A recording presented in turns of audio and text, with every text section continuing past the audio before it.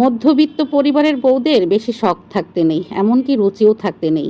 কারণ শখ এবং রুচি এ দুটিই হলো বড় লোকদের জন্য। হ্যালো এভরিওয়ান, আসসালামু আলাইকুম। কি অবস্থা সবার? সবাই কেমন আছেন? আমি তো আলহামদুলিল্লাহ ভালো। নতুন আরও একটি ভিডিও দেখার জন্য সবাইকে ওয়েলকাম জানাচ্ছি। সকাল থেকেই ভিডিওটা স্টার্ট করে দিলাম। এই যে সকালে ছাদে গিয়েছিলাম, ছাদ থেকে এসে এখন গ্লুকোজ দিয়ে একটু ইসবগুলের ভুসি, তারপর চিয়া সিড, তোকমা, এই শরবতটা আমি সকালবেলা করে খাই। আর এটা খেলে মানে শরীরটাও ঠান্ডা হয়ে যায়, মনটাও ভালো থাকে। কারণ ছাদে যাওয়ার পর প্রচুর ঘেমে একবারে মানে গরমে ঘেমে একাকার হয়ে যায়, তখন এই শরবতটাই আমার শরীরটা ঠান্ডা করে। তারপরে রান্নাঘরে চলে আসলাম, এসে হলো পাস্তা বসিয়ে দিয়েছি। পাস্তার ভিতরে একটু নুডলস দিয়ে দিলাম, একটু না প্রায় 3 প্যাকেট, কারণ মানুষ আছে আরও।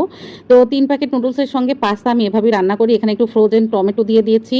আর ফ্রোজেন বলতে আমি এই টমেটোটা হলো আমার ছাদ বাগানের টমেটো, আমি সিদ্ধ করে রেখে দিয়েছিলাম, তো সেই টমেটো দিয়ে দিয়েছি। তারপর এখন একে একে করে মশলাগুলো দিয়ে দিচ্ছি। আর আমার কাছে না পাস্তা নুডলস একসঙ্গে খেতে অনেক বেশি ভালো লাগে।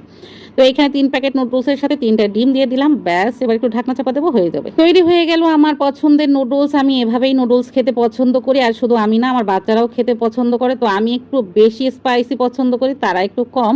তো সেই জন্য এখানে একটু কাঁচামরিচ কিন্তু দিয়েছিলাম, কিন্তু কম দিয়েছি।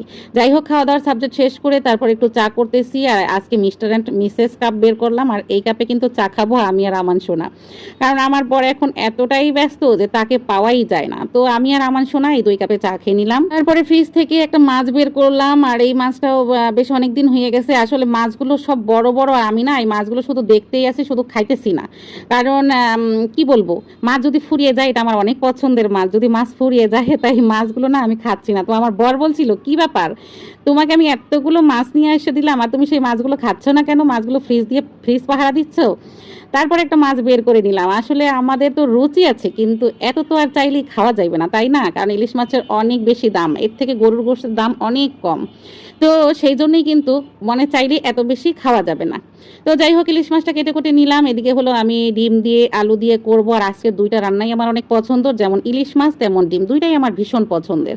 তো এখানে হলো ডিমের আর আলুর তরকারিটা আমি এখানে বসাবো। আর মাছটাও কিন্তু কেটে কুটে নিয়েছি। আর ইলিশ মাছ এমন একটা মাছ, এটা কিন্তু ফ্রিজ থেকে নামিয়ে ঝটপট করে কাটতে হয়। মাছ যতক্ষণ বরফ না, মানে বরফ অবস্থাতেই কাটতে হয়। তারপরে সেই মাছটা কেটে আমি আবারও ফ্রিজে ঢুকিয়ে রেখেছি। এই তরকারি রান্না শেষ হলে আবার নামিয়ে ঝটপট রান্না করব। কারণ ইলিশ মাছ যত বাইরে রাখবেন ততই ইলিশ মাছের স্বাদ নষ্ট হয়ে যায়, ওটা খুব নরম একটা মাছ। এই যে আমি এখানে আলু দিয়ে ভালো করে কষিয়ে নিয়েছি, তারপর এখানে পরিমাণ মতো পানি দিয়ে দিয়েছি। আর এখানে আমি একটা ফ্রোজেন টমেটোর চাক দিয়ে দেবো। আর টমেটো না আমি সিদ্ধ করে ফ্রোজেন করে রাখছি বললামই তো। তো সেই টমেটো আমি এরকম করে রাখছিলাম, আর অনেক টমেটো রাখছি। আমি মনে হয় খাইয়া এই বছর আর শেষ করতে পারবো না, এমন এত টমেটো। তো যাই হোক, টমেটোর চাকটা গলে যাওয়ার পরে আমি এই যে ডিমগুলো দিয়ে দিচ্ছি। আর এই রেসিপিটা আমার বরেরও ভীষণ পছন্দ, আমার কাছে অনেক বেশি ভালো লাগে। আলুটা আমার বরের অনেক বেশি ভালো লাগে, আর ডিমটা না এইভাবে রান্না করলে বেশি স্বাদ লাগে।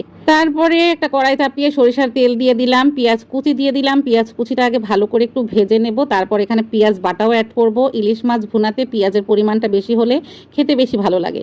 যাই হোক, এবার পেঁয়াজ বাটাটাকেও ভালো করে একটু ভেজে নেব। তারপরে শুকনো উপকরণ দেবো। আর শুকনো উপকরণ বলতে আমরা ইলিশ মাছে তেমন কোনো মশলা খাই না, জাস্ট হলুদের গুঁড়া, মরিচের গুঁড়া, লবণ। খুব ঝটপট উপায় ইলিশ মাছ রান্না করা যায়, আর খেতে লাগে দুর্দান্ত। যত মশলা কম দিবেন ততই স্বাদ লাগবে। ভাই রে ভাই, ইলিশ মাছটা এত বেশি পছন্দ যে এত পছন্দ, আমার কোনো ধরনের মাছ এত পছন্দ না যে ইলিশ মাছটা এত পছন্দ। কিন্তু এই যে আমরা মধ্যবিত্ত, চাইলেই কিন্তু এটা প্রতিদিন খাওয়া সম্ভব নয়, কারণ এটার দাম এখন আকাশ ছোঁয়া। যতই ফেসবুকে ঢুকি শুনি দাম কম, দাম কম, দাম কম। কিনতে গেলে কিন্তু একেবারে অসম্ভব দাম। ওদিনকে আমাদের 60টা মাছ নিয়ে এসেছে 10,000 টাকায়।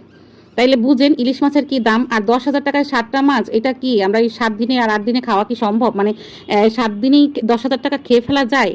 তো এই ভেবেই কিন্তু খাওয়া হয় না। আমি রেখেই দিছি, আমার বর বললো তারপরে নামালাম। আমি দেখে দেখে শুধু রেখে দেই, এই আর কি। যাই হোক, কথা বলতে বলতে কিন্তু আমি এখানে কচু শাক রান্না করছিলাম, আর হলো ঢেঁড়স ভাজি করে নিয়েছি, ডিমের তরকারি, 4টা তরকারি আমার রান্না করা শেষ হয়ে গেছে। ফাইনালি দুপুরবেলা খেতে আসলাম। কারেন্ট নাই, তাই জানালার পাশেই খেতে চলে আসলাম। তো এই ছিল আজকে শেয়ারিং, আশা করছি আপনাদের ভালো লেগেছে। আজকের মতো বিদায় নেবো, আল্লাহ হাফিজ।